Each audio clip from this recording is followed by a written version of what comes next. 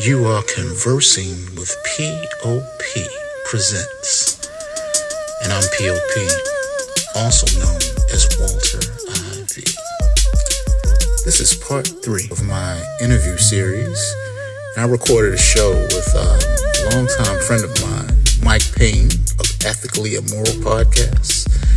And we go way back. We created a writing platform called the Mecca Lounge back in 2006. So we collaborated together. We conceived ideas. We ran a community, and he's just he knows all of my journey in writing and music. So we had a long conversation. We touched on many topics, and we covered a whole lot of ground. It was great catching up with my brother. So let's get into it.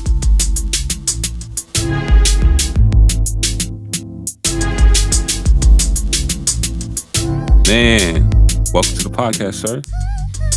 What's going on? Man, yo, I'm excited to have you here. I just want to let you know that up front. I'm excited to have you here. As we were reminiscing off air, I've known you a long time. Well, we've known each other for a long time. Absolutely. A little over 15 years, summer of 2005. But I've seen you, man, grow as a creative during that time, man. And a poet, a producer, a rapper, photographer, an author, a writer, and man, I'm happy to see how successful like you've become over the years and how much shine you get now, which is really deserving. I mean, you were getting shine, over the years, but it seems like now you really come into like a zone just with everything that you have going on. So I guess I want to get this conversation started off by asking, how are things right now for you? Like just from a creative standpoint. We'll go back and talk up in the past, but like right now, like how is things creatively for you right now? Man, I tell you, man, 2020, this year, this is 2020 has been the most creative year of my life. And I really don't know why, I mean, everything has just aligned that way. But, this has been the craziest and the most unpredictable. But honestly, this has been the most creative year of my life. It really has. I mean, just ideas are just coming from so many different like directions. It's like uh, almost it's almost like I'm getting such a an abundance of ideas I have no room to receive. It's a Bible scripture about like, open up the windows of heaven and pour you out a blessing that you have no room to receive. And that's how I feel. I feel like I'm getting the overflow right now, and it's a blessing, man. It's really a blessing. Did that start the beginning of the year? Do you think that, with COVID going on and everything happening, and well, I guess technically the beginning of the year, but more like February moving forward. But do you think like with COVID and the shutdown and the quarantines and all of that, do you think that helped open the floodgates for you, this inspiration everywhere, or where do you think that came from? To be honestly, to be honest with you, it's something, you know when the year started, it's something that shifted in the atmosphere. Mm. I've it, it's been brewing. It's been brewing the last couple years because, to be, fully transparent. I was divorced at the end of 2016, so like 2017 was like a new birth for me. like everything restarted in 2017, and it's like so really my new creative journey started 2017, and every year, you know, like 2017 was like the foundation, and then like 2018 the beams went up, and then 2019 the steel, and 2020, I'm working on the inside of the building. You know what I mean? So like the skyscraper has been building every year, but 2020, man, is something that really shifted in the atmosphere. And with COVID and everything, I didn't, my day job, I didn't stop working my day job, but you know, a lot of crazy things happened at my job. We got an outbreak. I don't want to get into the long story, but we got an outbreak there early, and I was out for a couple of weeks. But I'm back now. But um, to be honest with you, man, I can't explain what happened. Like what happened this year, like that propelled the creativity. I really can't explain. I would like to, Right. but Yeah. For sure. but I can't explain. Like it's like I wake up with it, with this energy, and to be honest with you, man, it's like a double edged sword because it's like I have I'm being pulled creatively so many directions. Like I need organization. You know what I mean? Right. Because Yeah. I'm really all over the place right now. You Yeah. know what I mean? Like I don't. Some days I don't know where to start. Yeah. You know, Man. so if I can get organization and discipline, Mm. I'll be trouble. That's all I need. It'd be a problem if I get some organization. Yeah. Yeah. You know what Oh, I mean? I do, man. I do. And that's awesome though. So from 2017 up until 2020, well, up until 2019, Hmm. things were building, and then in Yeah. 2020, things just manifested themselves, and now you're Yes. doing all these creative things, man. You know, I love when it's like that, where you almost have too much creativity to know what to do with, uh, Yeah. to be in a position where you're right, where you have so many things creatively going on that it's it's hard to be disciplined, and it's hard to find a place to start, because at least for me, there's so many different exciting things that directions that I can go in, and right, you just don't know, like you said, where to start. And sometimes, at least for me, it's frustrating because I don't know where to start, because I do want to try to harness all of this creativity and do something with it, because I know how fortunate I am to have all of this. But man, Mm. it's great to hear that Yeah. you are in this place, because man, I've been a, a fan of yours for 15 years, and you knew me when I first started posting my poetry. Like I started writing Mm. in 2003, and then I took that time to get out all of the things, like emotions and feelings and thoughts out. And then in 2005, we met Mm. Yeah. on a website, High Five, Yeah. Yeah. and we were part of African American Poetry. AAP is what we That's right. called it. That's Yeah. right. That's right.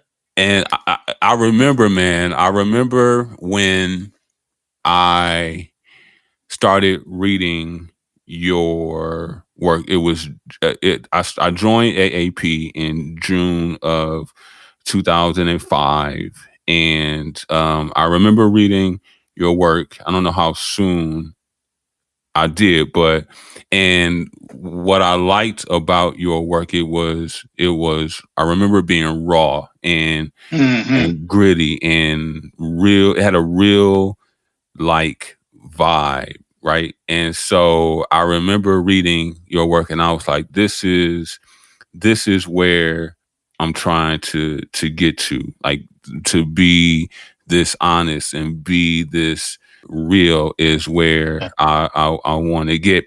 And because I don't remember that you really, well, I remember you really didn't focus on like love and relationships and race related issues. You were broad. So you talked about a lot of different topics. You were able to put yourself and write about many different situations Oh, and different issues. And I really like that you were really diverse oh, in your work. So oh. can Thank you you, brother. oh man. Oh man, thank you. And I'm gonna get to some other stuff later, but no man, thank you. So if you don't mind, if you can go back to that place where you were in the summer of 2005 and like where you were creatively then. Well, I'm actually go back a tad bit further, like the summer before that, Okay. where my my poetry writing poetry like journey actually started the summer of '04, and it all started. I have younger twin sisters, and I went to their graduation. And it was me, my father, his sister, my aunt. We all like went together to their graduation.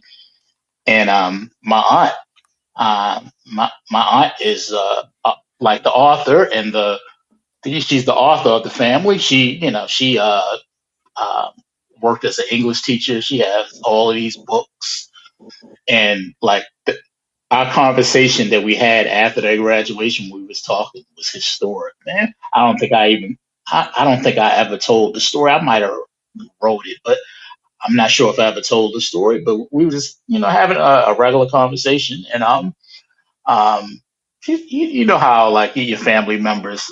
So what's going on? What are you doing now? And this, just randomly ask me what I'm doing. I'm like, well, you know what? I just um I was a part of this online journal group called the Labyrinth, and I told her I like I started writing poetry online. Started writing poetry online, and I have a couple pieces. It's um, yeah, I've been writing poetry. She's like, really? You've been writing poetry? And she asked me, how many poems do I have? I'm like, I have about 30 poems. She's like, you can write a book. I can do a what? Th- th- th- hey Mike, this is '04. Yeah. So like she told me something that I didn't even fathom. I didn't even like writing a book was so far from my brain. She was like, oh, 30 poems. Oh yeah, that's enough to write a book. I'm like, okay, write a book. And it just went from there, and like it's almost like she was speaking Chinese to me, but she said write a book, and for some reason, like I had no idea how I would do it, but I was like, okay, and w- everything was lining up, like like every place that I visited online was destiny, because the online group called the Labyrinth, that's the place where I found Lulu. Lulu was Yeah, the company the that yeah. the self publishing site. Like Yeah. one of the members like in the lab used Lulu, and I got all the information like from them or whatever. So like when my aunt put me into full gear, of course I had no idea. I didn't. I'm telling you, man, I didn't even know where to start. Yeah. And and like the thing that propelled me into like really, my aunt showed me how to format a book. I had Microsoft Word, and I didn't know how to edit or format. And I mean, we were talking on the phone. She told me everything to do, how to make the page numbers and everything. She's like, long as you have Word, you copy and paste all your poems into Word into a document. She told me she showed me the whole process and how to when I uploaded it on Lulu, it just was like, um, I was just I was learning as I went. Yeah, because it all was a new thing for me, and that's how we get to 2005. Because 2005 um, I published The Blood of My Pen Right. in the fall of 2005. Like AA, uh, club. What is it? What was the AAP? AAP. Yep. Yeah, AAP was the summer, and so my aunt, she lit my aunt Sandra, she lit the spark that started a wildfire, man. Because when she told me to write that book, because when I started, I was just writing poetry for attention, man. Because I mean, like when I was writing, I mean, I was getting a lot of attention from the women. You know what I mean? Yeah. Yeah. I'm keeping it a buck, man. I Hey. was, Yeah. I felt like a rock star. I mean, 'cause I was getting all this attention. I'm like, Yeah. hey, this is nice. So I was just writing for the dopamine. Right. Yeah. You know what I mean? I was writing for the dopamine, and the dopamine, the accolades. It felt good. Yeah. Yeah, I'm not man. gonna lie. Yeah. It felt good. We all feel good when we get attention from women. You know how it is, man. I You do. know. I do. So, but when my aunt put me on that path, I had purpose and I was focused. Man. So everything that I still was getting the attention from the ladies, but everything that I wrote was going into that document for that book. And it's like I was focused, and that's where it all began. So a lot of stuff that I was writing that you saw me writing in the high five group, a lot of that stuff went to the book. Yeah, I was on the path, man, and that is my official beginning of poetry. So, okay, so in 2004, you told your aunt that you had these poems, these 30 poems. So when did you start writing poetry? Was it in 2004 when you started those 30 poems? Was it before that? When did that start? Well, I started my before the art form of poetry, I rap. Right. I was a rapper before I was a poet, Okay. and really I was both. So the birth of me writing in rhyme form was basically when I saw the movie Crush Groove, Yeah. and LL Cool J came on. My radio believed me, I like it loud. I'm the man with the box who can rock the crowd, walking down the street to the hardcore beat while my JVC vibrates the concrete. That was the beginning of me wanting to rhyme. Like LL Cool J blew my mind. I was like, okay, I want it. That like his vocabulary and the words, I never heard anything like that. And after I saw that, so that was '85. That's when I started writing. And I always had I was, rapping. I was writing before I actually rapped it out because my flow wasn't really all that great. But, I was a pretty good writer. So I was really writing poetry, but it was in rhyme form. But I was a poetic rapper. I would say '85 when I discovered LL Cool J. That's um, LL Cool J was my hip hop wanting to be a lyricist, Big Mm. Bang. that's where it all started. And then your family too. Like, so, I mean, you had a lot of singers in your family, and I think you said that your uncle played guitar, so Yeah, there was creativity in the family too. yeah. My mother sings. My mother's a pastor, a praise and worship leader. My aunt sing. My mother's side of the family is my musical side, and my father's side is the writer, artist, visual artist side. So I get the music from my mother's side, and I get the art and writing from my father's side. Okay, so then the creativity side of you came natural. I would say so. Yeah. So you said that after your aunt told you or suggested that you write Mhm. the book and you decided to do that, that's when you had purpose, or when you felt like you had purpose as a poet, Yes. and you were focused. I can Yes. definitely attest for that, because I remember that you were, I believe, one of the first poets that I uh, that I collaborated with, and we collaborated on two pieces, Hmm. "Caught" Yeah. and "The Stairwell." Classics. Classics. Classics. And Now, they honestly they almost felt like movie scripts. it That was beyond poetry. That was beyond poetry. That was like a movie script for real. it was, because, and most people who are listening don't know, but so "Caught" it was a four it was a 4-part series, Yeah. and P.o.p and I alternated installments. Now, where the focus comes into play, so I wanted to write. I wanted to be as good as you, right? And so Hmm.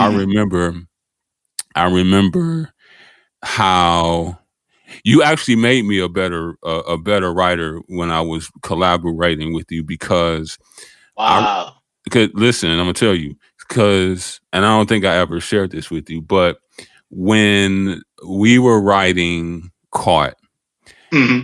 and I would write, because I started it off, so part one was mine, and so I wrote my first draft of it and I sent it to you, and you were like, "Nope, this doesn't flow.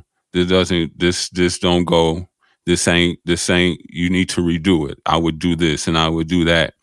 And that happened like throughout the course of our collaboration. That happened a number of times, and Wow. and and I remember, man, I was mad. I was mad. Ooh. I was mad because What? because because I mean, the man, for, again, most of the people listening don't know, but this wasn't line.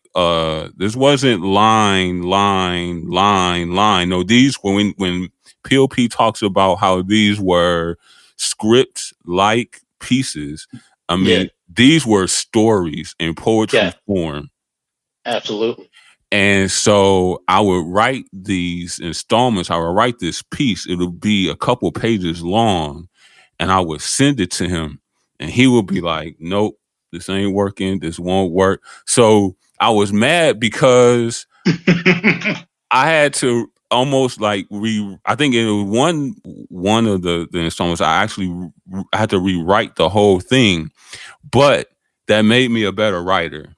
Wow. That made me a better poet, because even though I was mad and I was frustrated because I had to, I didn't have to, but I to make this work, I had to redo it and revise and revise and revise. It really pushed me, and Wow. it really tapped into my creativity, because prior to that, at least before I joined High Five in the poetry group, Mm-hmm. I really wasn't using my creativity. I was writing out of emotion. Mm. And if there was any creativity to my poetry before I joined High Five, was me working to make it rhyme. But Mm. but when we collabed, it really forced me to really tap into my creativity, because we were telling a story, but I had to make this work. And then on top of that, I had to make it rhyme in certain areas. Mm. So after after caught, and then when we did the stairwell was a lot easier, but my writing level, my creativity level went to a different level. So we finished, Wow. yeah, man, we finished caught Mm. in July of '05, and then we Okay. finished the stairwell in August. So like Wow. those two collabs were the Classics. there were classics, and I remember the group loved them. Yeah. The group loved them, but they are my those two collaborations mean the most to me, because I put in so much work into Mm. those collaborations, and I was so proud of what we created. I got the most satisfaction out of that. So I don't think I ever told you that, but yeah, Ah, man. But man, thank you, because yeah, you oh, you're welcome, man. And I didn't know that. I didn't know I was that thorough back then. yeah, I didn't know that I was like suggesting like that many revisions. I didn't know I was like that back then. yeah, man. And but that goes to the focus that you were talking about, Wow. how your mindset seemed to apparently change, because yeah, man, you were like, man, I don't this doesn't flow, this doesn't work, you know what I mean? And so you were, shooting me ideas. And so, but because I knew, again, that I wanted to get better, that Hmm. that kept me humble. You know what I mean? Your words Wow. kept me humble, and again, it forced me to get better. And as a result, like I said, man, well, the group loved it, man. There were definitely classics. So And you know the funny thing, and I don't want to get too ahead of myself. The what's up? funny thing, the funny thing about both of our styles, like back then, were totally different Right? because you had this conversational like style that Yeah, was like just was so it flowed so easy, just like like we're conversing right now. Your writing flowed like a conversation, and it's like I always admired that because everything that I was doing back then was in rhyme poetry form because I'm coming from you know being a rapper and rapping with all these great local rappers. So I'm in rappers mindset, and it's like I always like your style. So the funny thing now, like and like I said, I don't want to jump too ahead myself, but it is really weird, like how I shifted from poetry, and I'm almost kind of writing like you wrote back then, like with the art, with the articles that I'm writing more like you. yeah. Like, isn't that interesting? Yeah, You man. know? Yeah, yeah, actually, it's almost like, I won't say full circle, but I see what you're saying, man. Yeah, you're right. Yeah, You're right. And yeah, not to jump too far ahead, but when I saw that you were writing articles now, when I first saw that, man, I promoted that right away. yeah, Man. So I was so happy to see that, because again, I had seen you grow. I was watching you grow as creative and doing all of these different creative things, and then yeah. to see that now you're writing articles that, but it just like showed you continuing to grow in Yeah, your creativity, and so I was excited man, to see that. man, I'm telling you, and writing articles. I'm just letting you know, totally unexpected. I would have never thought in my wildest dreams that I would be writing like in article form, in commentary form. I never saw that coming. But yeah, I just wanted to throw that out there. I never saw that coming. Well, let's talk about that then Okay. for a little bit. Then, so what sparked that? You know, you writing in article form, and you know, what made you start submitting your work to Medium? Well, it it all started with first it started with writing positive Facebook posts.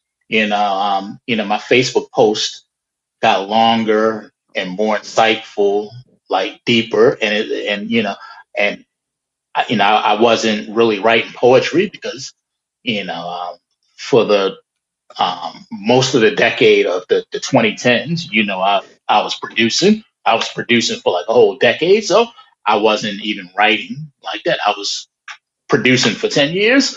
So like I was writing Facebook posts because after, like I said, after 2017, after I separated in the divorce, I was I became a very I became very introspective. I was just always looking for the positive in everything, because it's like when you go through a divorce, man, it's like it's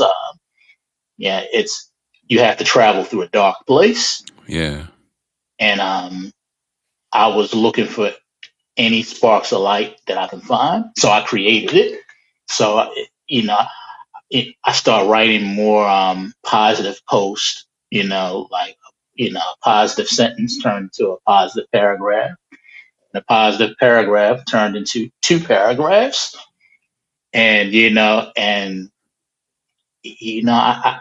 I start giving my insight on just different things about life, and I never wrote like that before. Where I'm like, wow, I'm writing, I'm just speaking my mind. I wasn't writing poetry, I wasn't rhyming, I was just writing.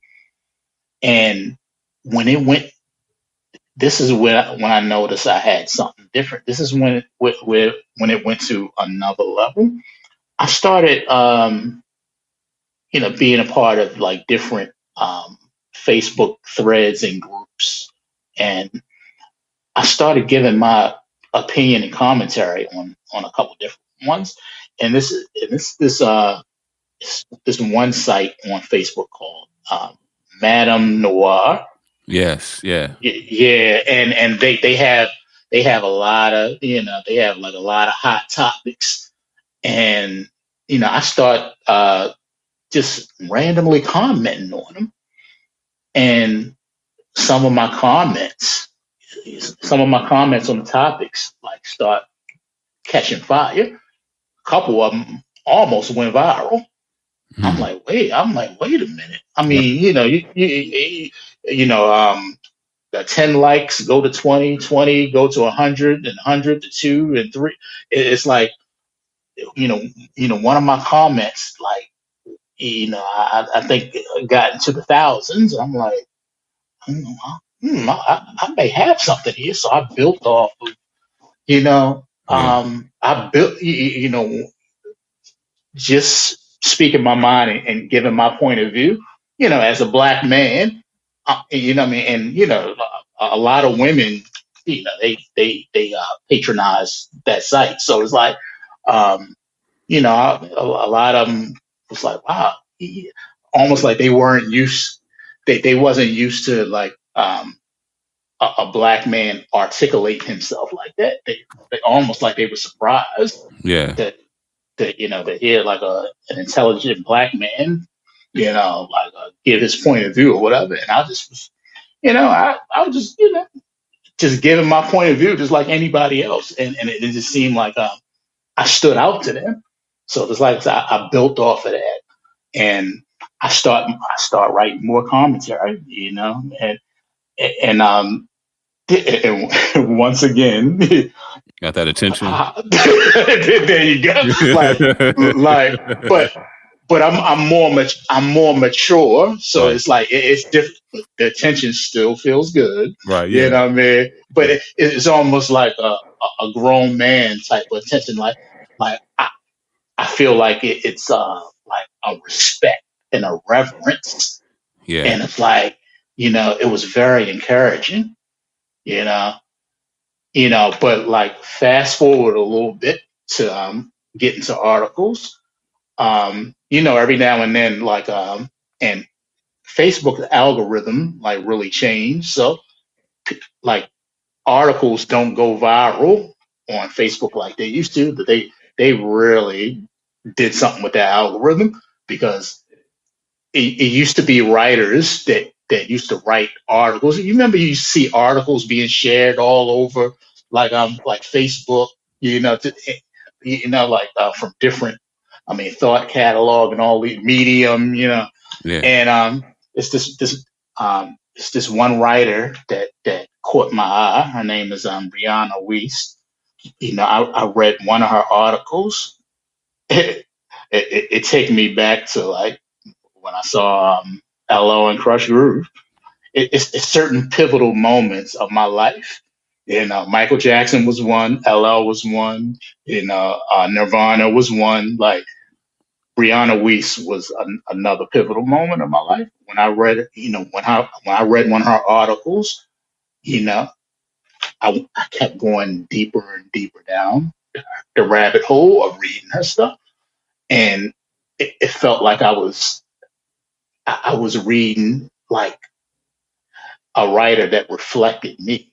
Like she just seemed like she seemed like me. The stuff she was writing, it seemed like the way I thought. And I just kept following her all over the place. And I followed her to a place called Thought Catalog, another place that I'm a member at. And followed her to Medium, and that's where it all started. And to be honest with you, when I went to Medium, um, I was just I didn't go to Medium to write. I went to Medium like I went to I follow her and was reading all her stuff. Mm-hmm. But there's so many other writers there that have amazing stuff. Yeah. Like I follow her, was reading her stuff, then another like a article will pop up, and this will pop. I had to subscribe to the app because like I got this joy like for reading that I never had before. I'm like, wow, I really enjoy reading. I'm reading all these articles, reading. And when I saw that you can, submit as a writer, I'm like, okay. I'm here all the time, so let me try it out. And my first one was 5 ways to know that you're having a good conversation. I wrote that on Facebook. That wasn't even supposed to be my first one. Right. My first one was indelible love, but they have a lot of different online publications. I found one that had a lot of content that I like. They're called the Good Man Project. And I emailed the publisher. She got right back to me. I'm like, I would like to join your publication. And, I submitted the piece, got accepted right away. And the rest is history. Man, that's an amazing story to tap into something that you didn't even know was there, Yeah. and to then not only find that talent, but then just unleash it onto, Mm, yeah. So now you said that you stopped writing poetry early mm, mm. in the 2010s, and so Yeah. can you compare the love that you and maybe you can't, because I guess they are different. But can you compare the feeling that you had or may still have for poetry to the feeling that you have when you are in article writing mode or when you're into commentary writing mode? Can I compare? Wow. You know what? To be honest with you, they both feel the same. They really both feel the same Yeah. because um you know, and the reason why I say that they feel the same, because they both, like, when I was writing poetry heavy, it flowed so easily. You know what I mean? Like everything that I was going through, like the poetry I was writing was real time. Like real time. Everything I was going breakups and you know, just my feelings on things, like my emotions, like everything that I was feeling within was going right to poetry and it flowed. And articles is almost the same way, like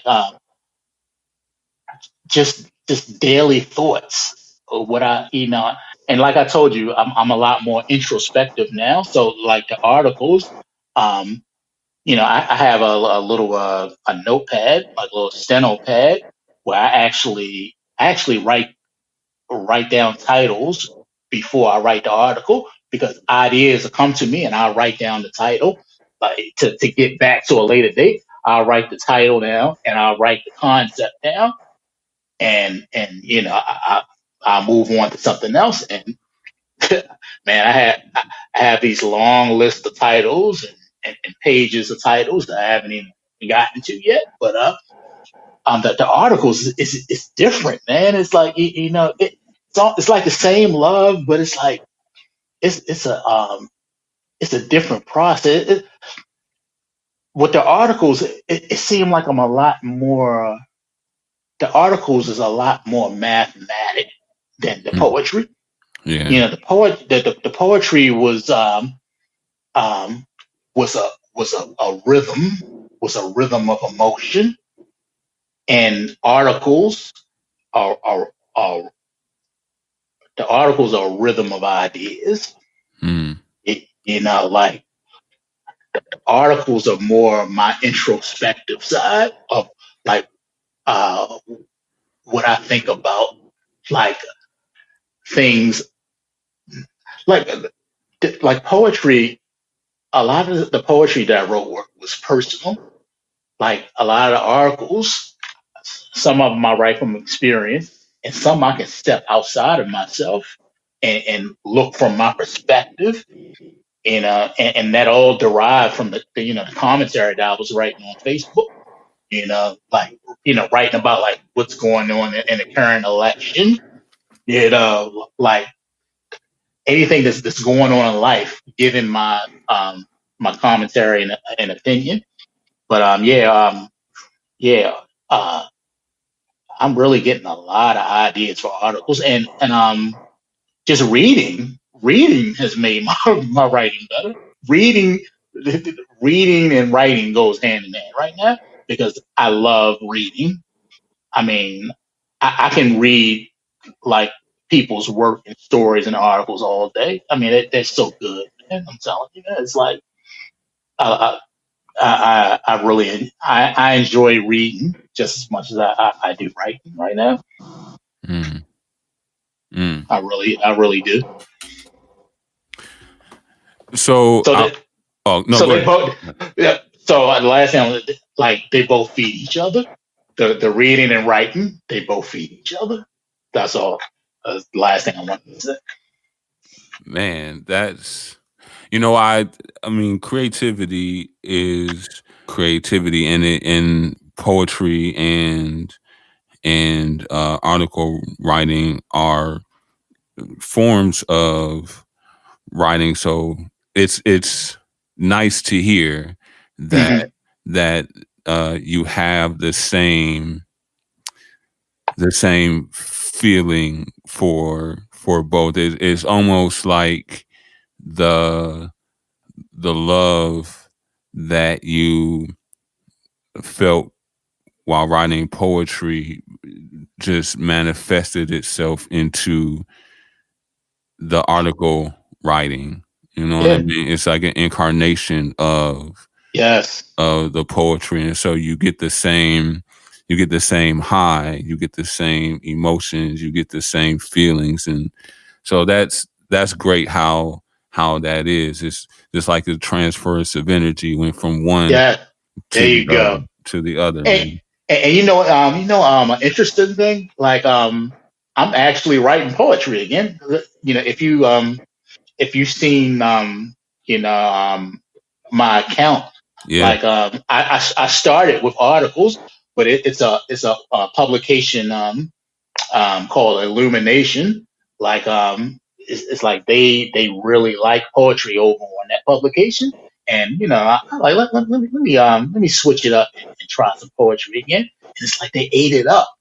So like Illumination is the reincarnation of like Mecca, Mecca and AAP. Like I haven't gotten feedback on poetry like this in a long time that I've been getting. I haven't. Yeah. I, so now that's full circle. It is. Yeah, that's full circle. It is. So when he talks about Mecca, so we went from AAP, that was really the summer and Hmm. the fall and the winter of 2005, and ultimately out of a group that were thousands, there were about 7 of us that Hmm. that were on there writing every day consistently, and nobody else was really posting anything. And so because we were afraid of plagiarism, Mm. we decided to move off of High Five, and then we got our own site, which was the Mecca Lounge. Yep, And so that started in early 2006, that's and right. then that was a place where, and I've said this on the podcast before, but that was a place where we can post our work and get feedback from active members. We call them community members, active members Hmm. that would help encourage and motivate and inspire. And man, so it was, let's see, it was you, it was me, Hmm. it was Deb, it Right. was Corey, Corey, Sugar, uh Shayla. Shayla, yep. Sincere Knowledge, I think, was Yeah. there. Yep. Um Vanita. Yep. Yeah.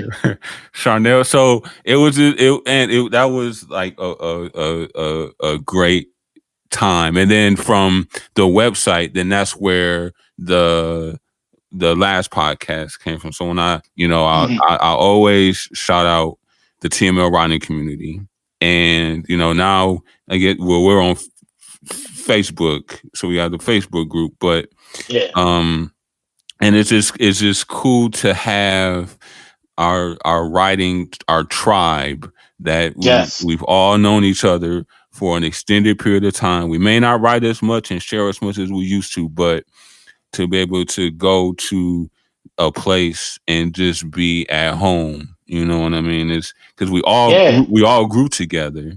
Yeah, we did, and a lot of us. It's interesting. A lot of us are still connected. Yeah, 'Cause me and Venetia, she supporting me over at Medium like you are. yeah. Like I'm friends with Shayla. Corey still like gives me a lot of support in IG. So it's like a lot of us still connect.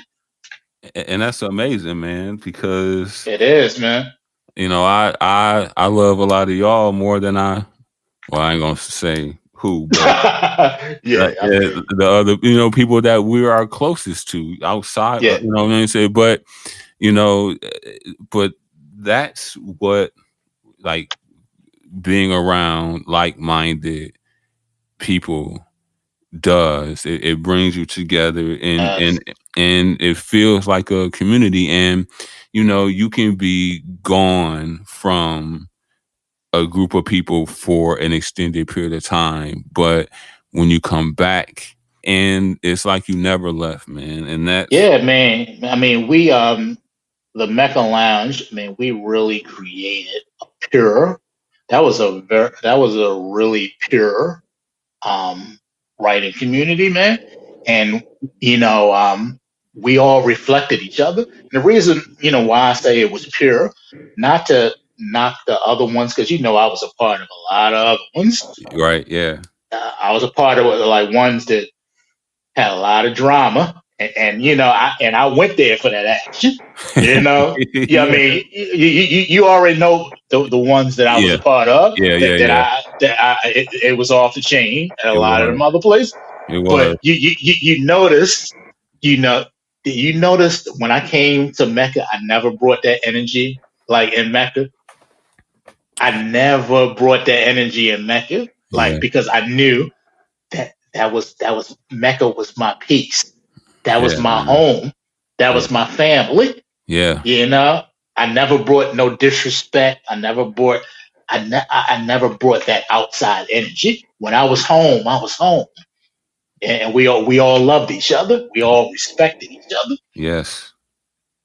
So Yes. yeah, yeah, man.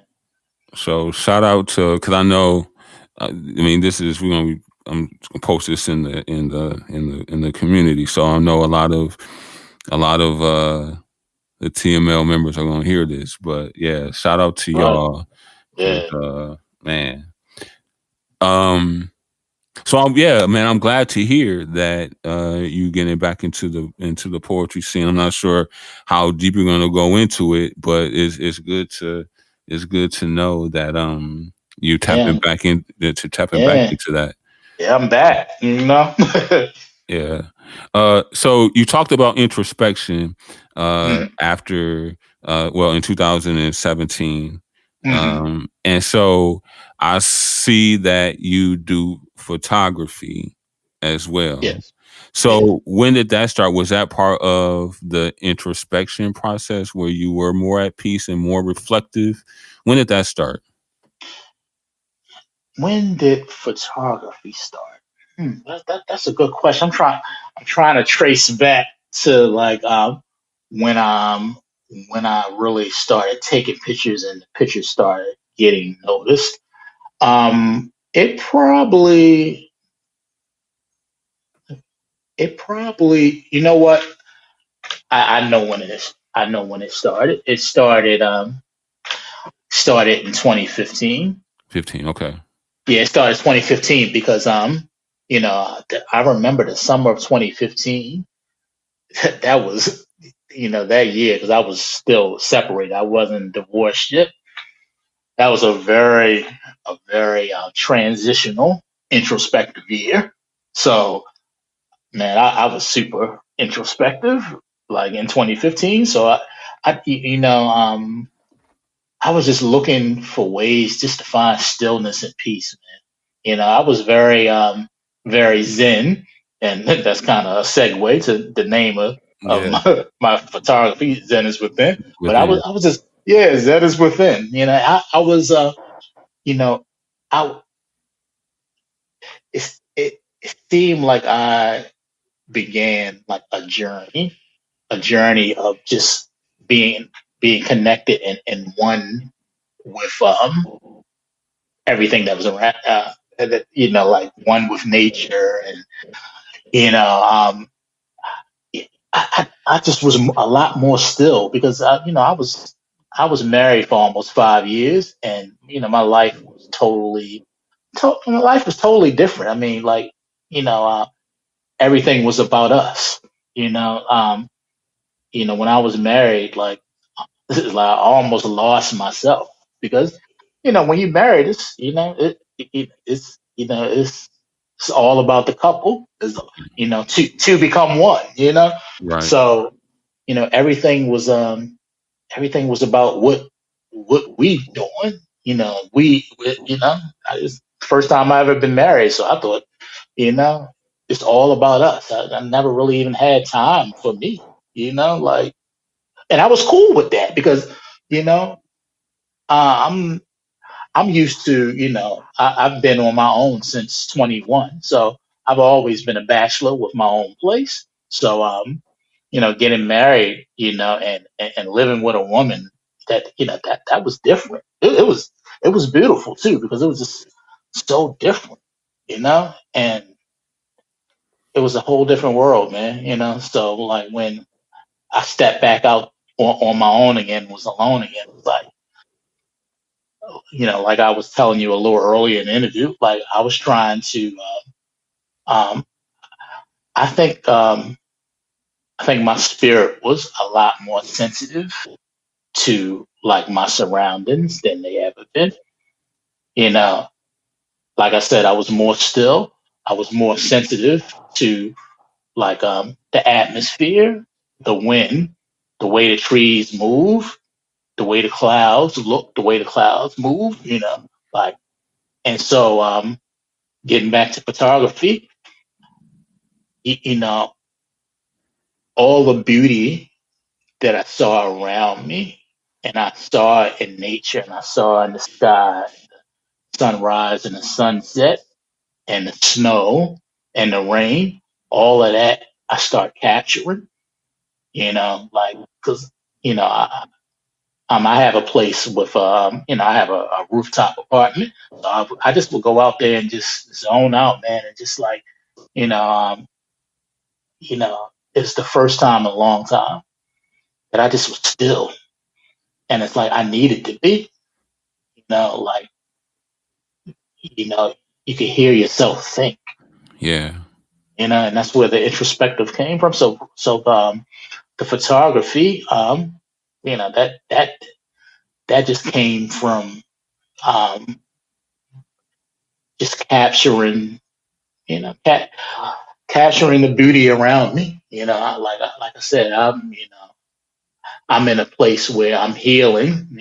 Like you go through a breakup or divorce, that's like a broken heart. So it's like you're trying to find as many things to encourage and uplift you as you possibly can. So um, just the beauty in nature and the beauty of art will always uplift me. And you know, yeah. So yeah, that's how the photography started, and I start just sharing them on Facebook and IG, and it's like I noticed people were liking them, a lot of people would give me compliments like, "Wow, you have a good eye," like you have a camera, you take that with your phone, you know, um, and basically I just was taking them. It seemed like the photos were making people happy.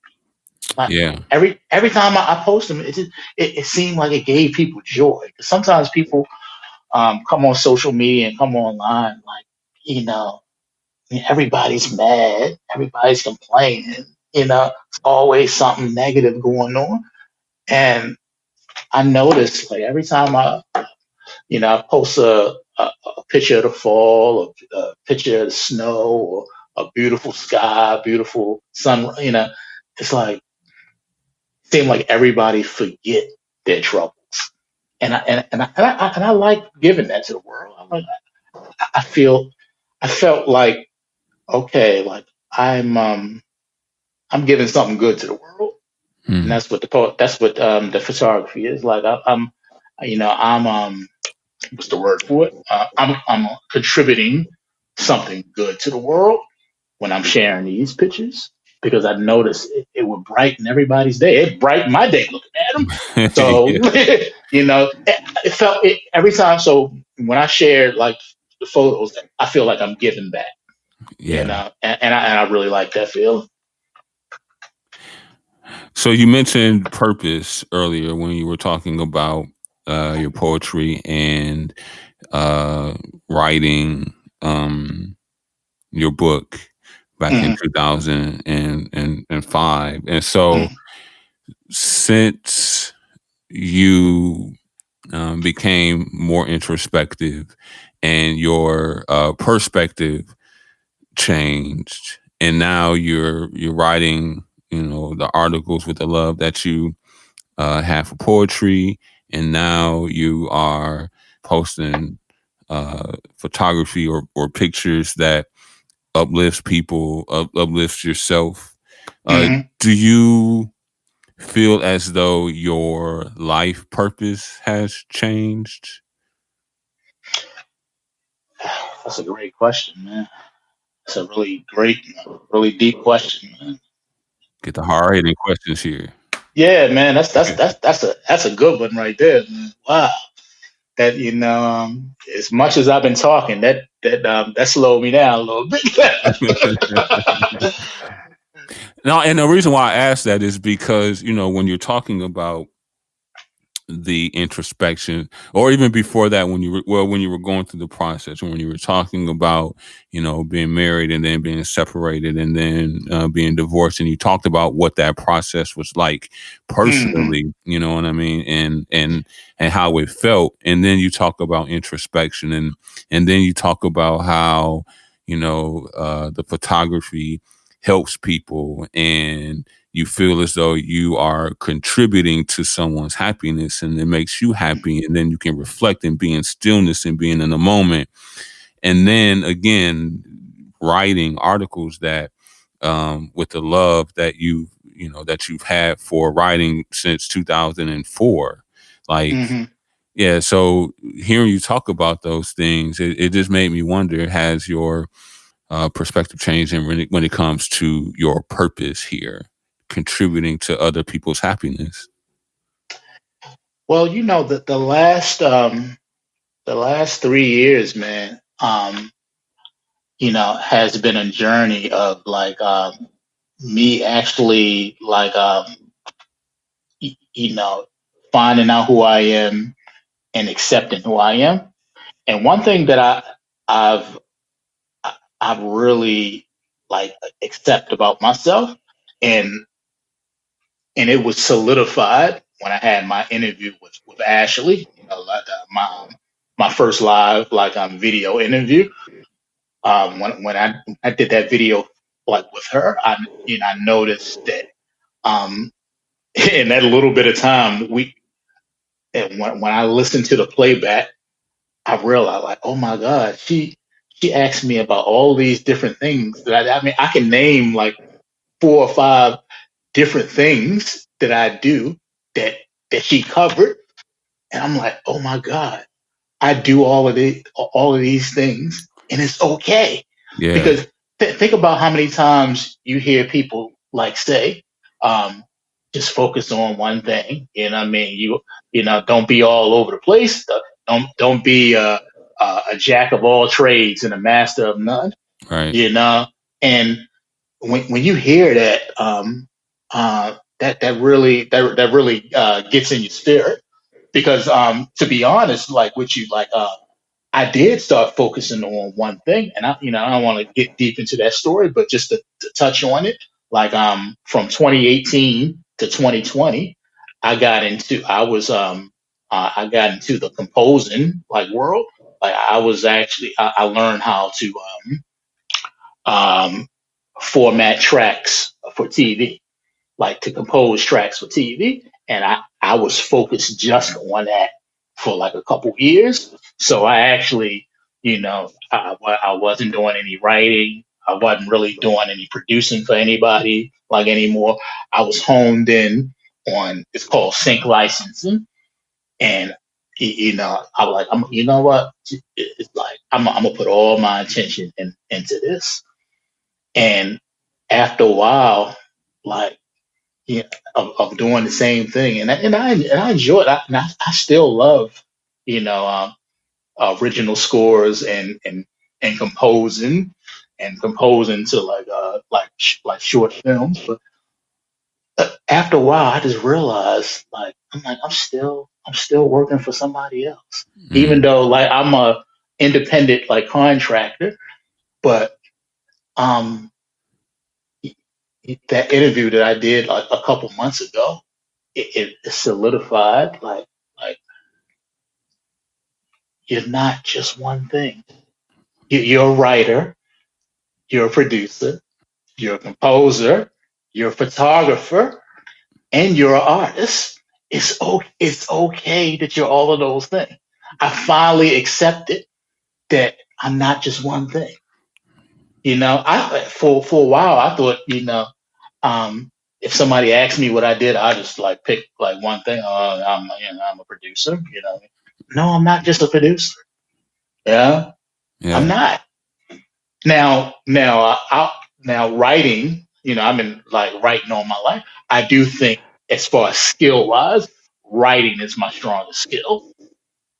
I noticed that God gave me all of these gifts, and I think the common denominator between all the different forms of art that I do, I finally found the common denominator. And the common denominator is every form of art that I do, I tell a story. Composing, I tell a story. In writing, I tell a story. Mm. Photography, I tell a story. Right. Like everything tells a story. Everything telling a story to evoke emotion. Every photo that I post, like on Facebook or IG, it evokes emotion. You've seen them, like they evoke emotion.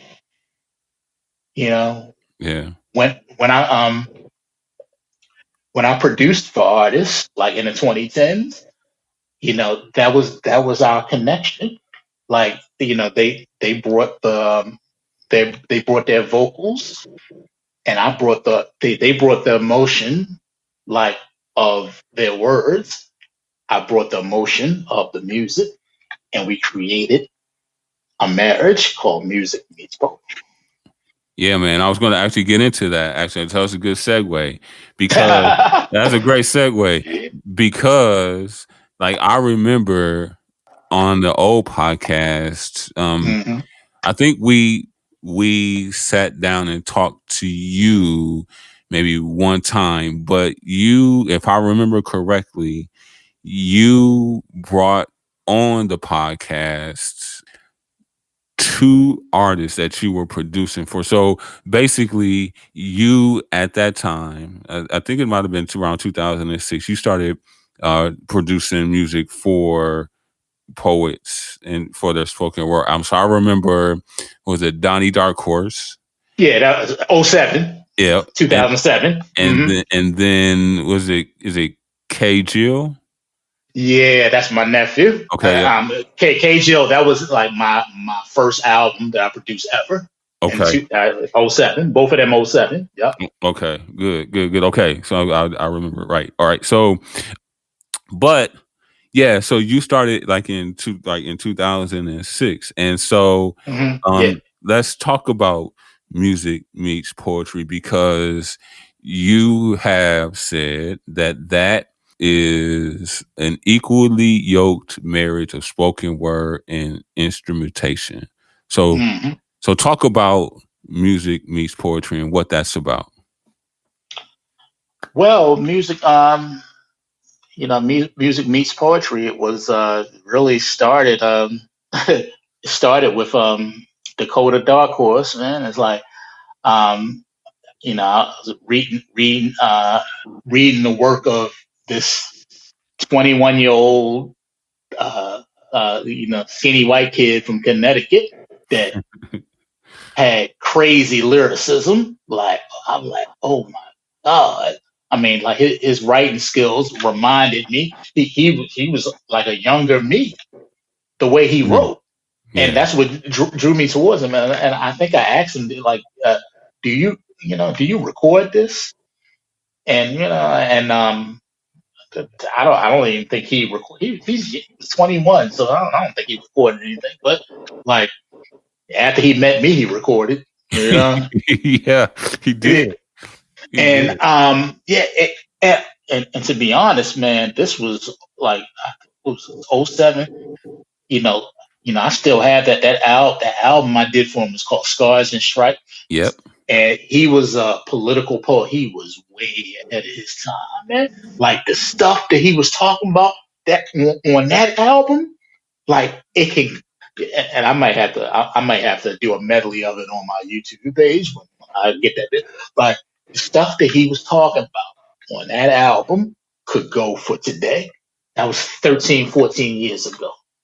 You Yeah. know, like he was like 15 years ahead of himself, ahead of his time. And I don't even think he doesn't even write and do spoken word anymore. Like he's a traveler now, but like it was amazing how far ahead of his time. So music meets poetry. It really, me as a producer, it started with him. But let me go back to '06, like where it really started. I was a part of a local label called Soul Hot. The producer's name Bobby Short. We called him Doc Dutch back then. And that's where I was rapping and producing. They, like with the Soul Hot crew, that's where I got nice as a rapper because they were professionals. I mean, when I got around them, like if you went into the booth and you sounded whack, you would get kicked out of the booth.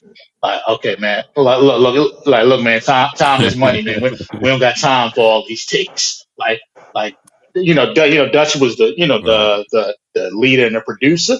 He didn't like a whole lot of takes. If you couldn't get it right, he would kick you out, and that would make you sharp.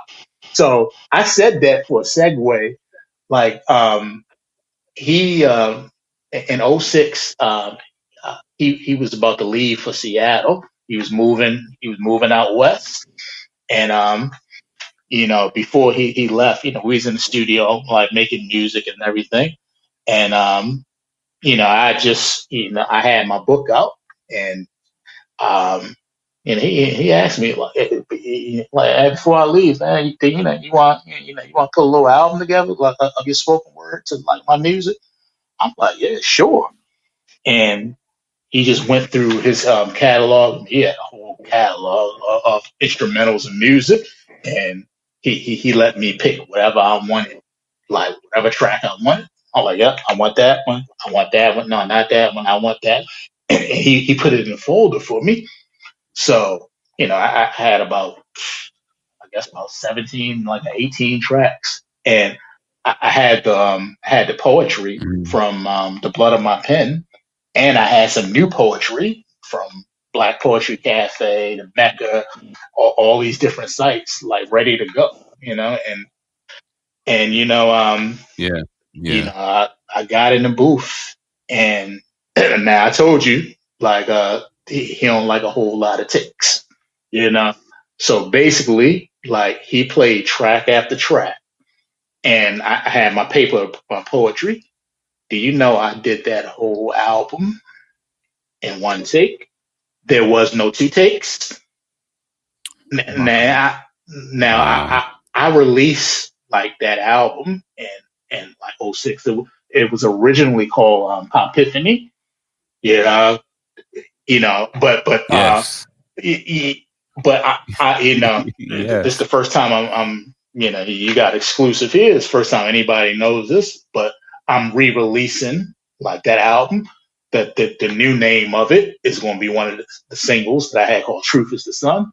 The re-release remastered edition Okay. is called "Truth Is the Sun," and the reason why I'm re-releasing it and doing it again because when I released it in '06, I mixed like the spoken word with the hip hop, and it was like 20 tracks. I'm like, I don't know why I put it all together. It's like I really should separate it, and like the hip hop part of it is the end begins.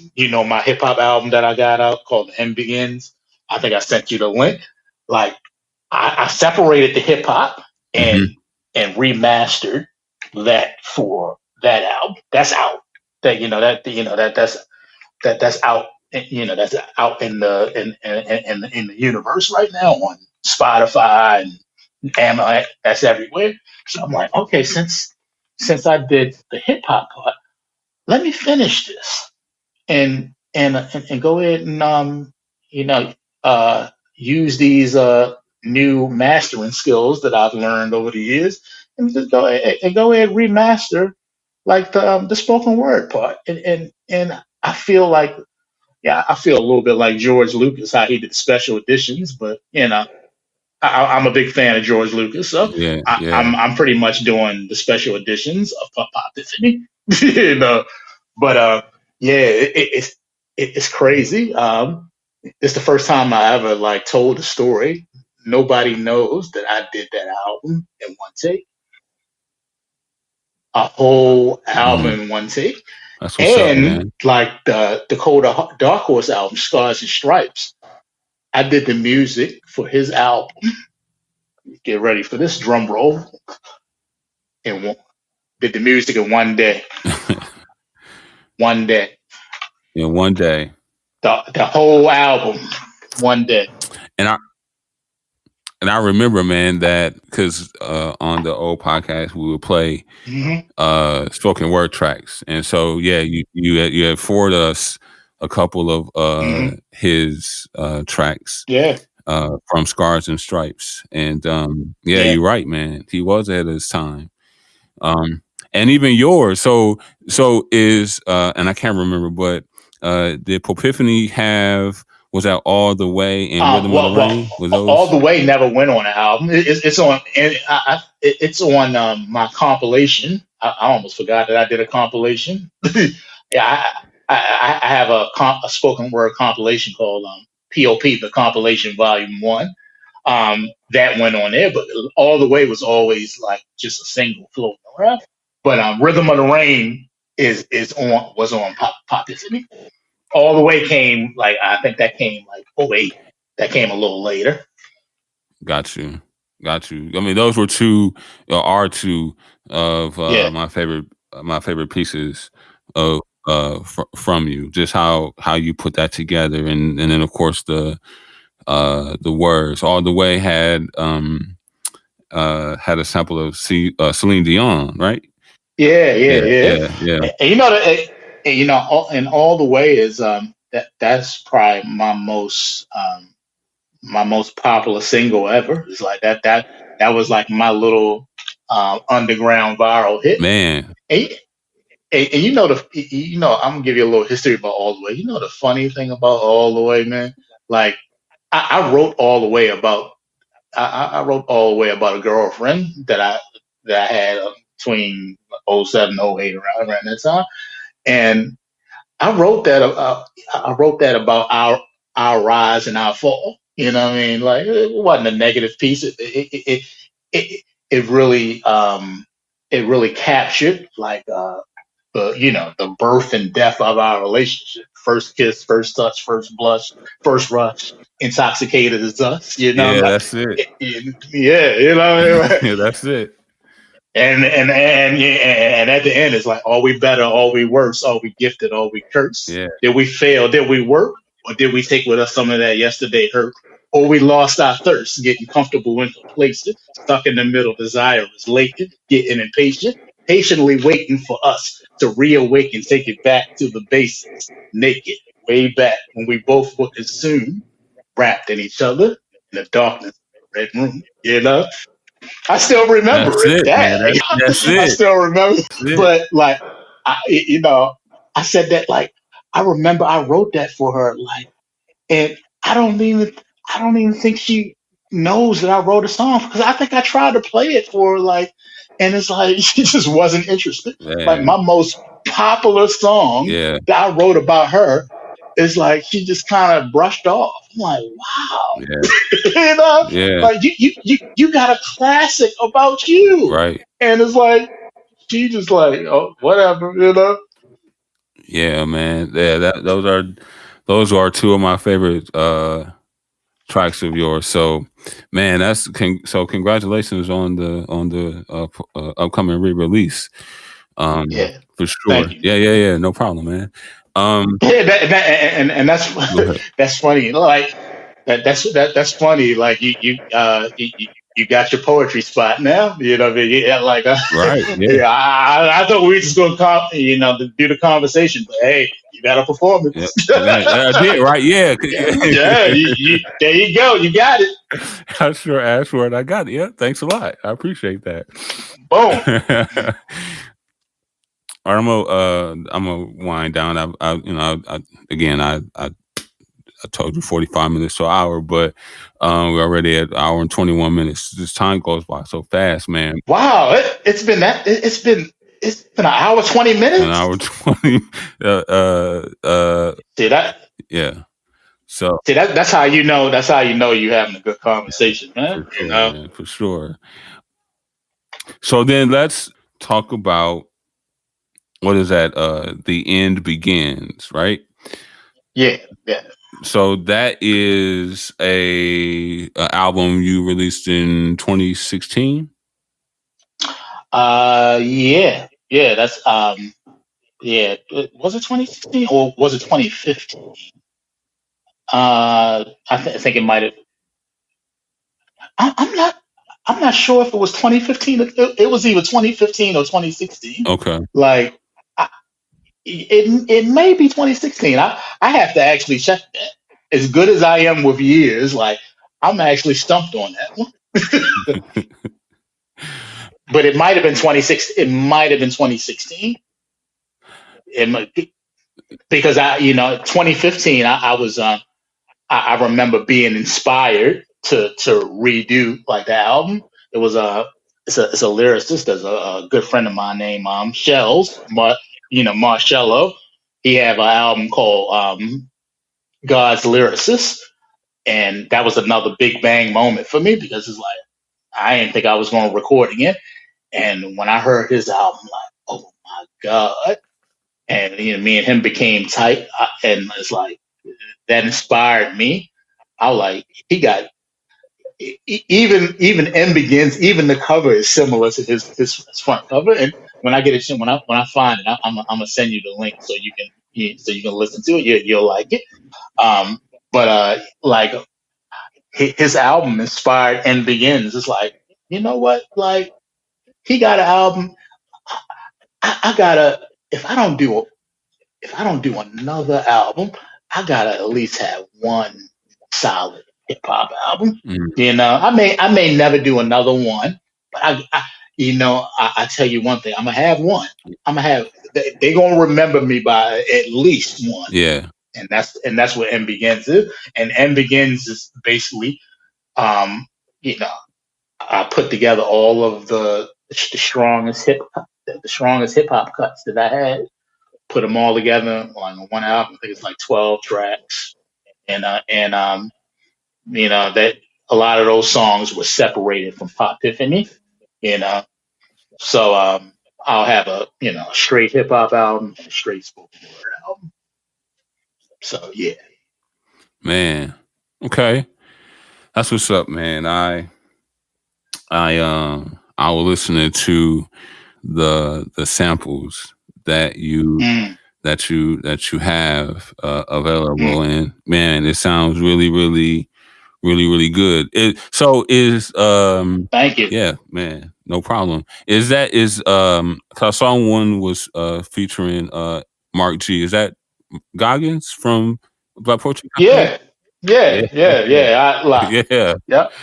Yep. yeah. I mean, and like Mark is he's the one that really he's the one that really set off like my company P.o.p Productions, because when I produced his album was Third Eye Opener. I remember that. That it came out in 2010, Yep. and when the poets of the community heard his album, everybody was coming flocking to me. Like Yeah. they were knocking down my door because like you know his album is and still is a classic. That Third Eye Open, and that was another album that was way ahead of its time. Yeah. Way ahead of its time. Like with everything that's been going on in the last 5 years, his album could have easily came out like 2015 or 2016 or definitely 2020. Definitely. With everything that went on this year, it definitely could have came out this year. Yep. So it's like I thank God that He led me to like so many artists that were visionaries and so way ahead of their time. You know, like that was just a blessing, man. But yeah, like Mark's album really led to after I produced his album, that's when I was producing everybody's album, and by the time between 07 and 2015, I had produced 24 albums, including my album, 24 albums Uh, in 7 years, 7, 8 years. Man, they kept you busy. Yeah, man, it's like I, after Mark, I was in high demand because Mark was he was the founder of the That Black poetry. Poetry Cafe. Yeah, yeah, Yeah, so yeah, I mean, you know how many members they had. Like Black Poetry Cafe was like, I mean, they had members from all over the country. yeah, You know, so and Mark was popular, so I'm producing the most popular guy in poetry's album. They coming to me.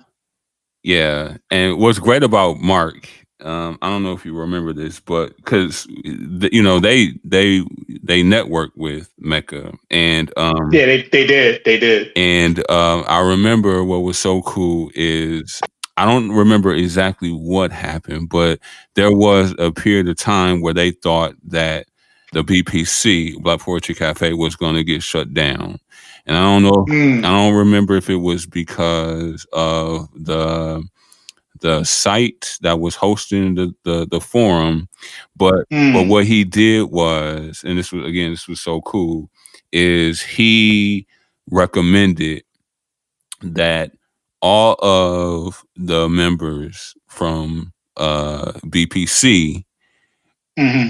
register with Mecca, come over to Mecca. If that was going to Wow. Yeah, if that was going to be the end of the BPC, he wanted people to come to Mecca. Now, the thing about TML, if you remember, like we stressed participation. So you had to participate either by posting some of your work Yeah. or by commenting on work. Oh, absolutely. And so, but yeah, when that happened, and ultimately they didn't get shut down, No, they did. They did. but yeah, so that's one thing, one of many things I really I really respected about Mark. And then they started Poetry Fest, Yeah. and from what I hear, that's still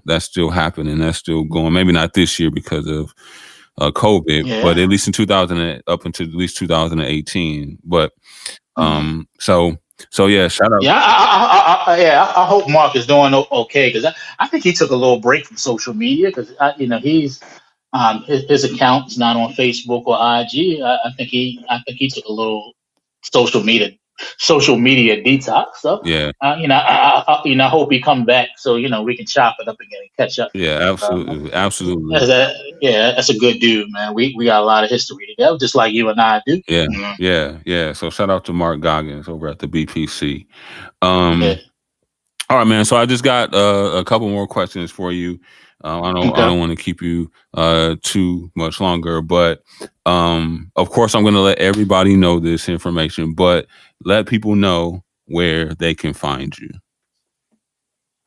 Oh man, I'm all over the place. But you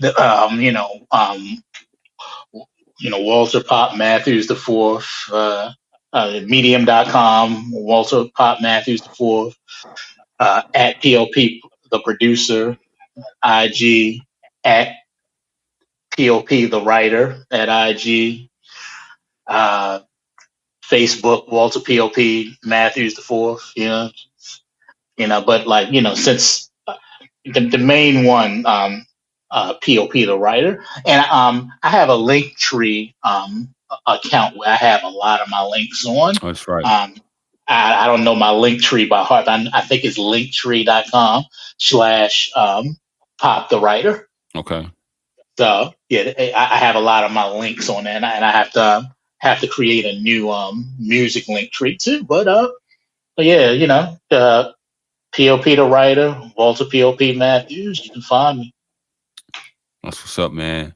And then finally, man, I got to get you to come back. So would you come back and talk to us some more sometime? Oh, absolutely.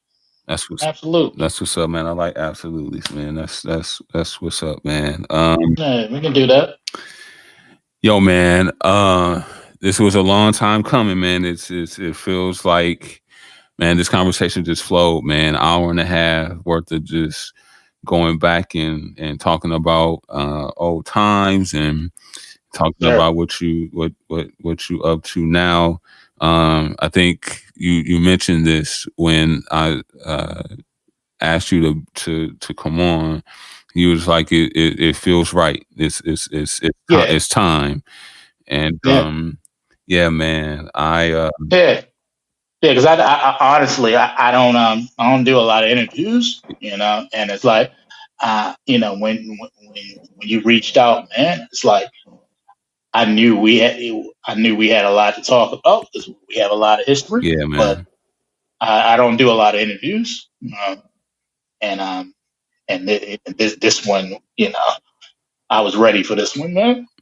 Yeah, man, and I appreciate that because I know that you got a lot going on, and you did not have to accept the invitation. So it is so good to talk to you, man, and catch up in detail.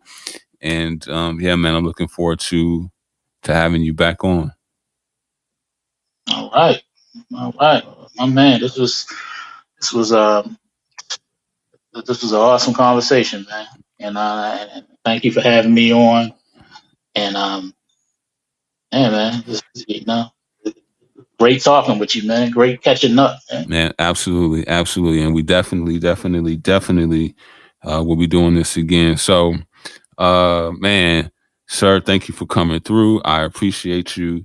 You're my right-hand brother. You my man, just years and years and years of history, man. So, thanks again for coming through, and shout out to Mecca. Sir. Peace to Mecca. That's what's up, man. But again, man, thanks for coming through. I appreciate you. Thank you.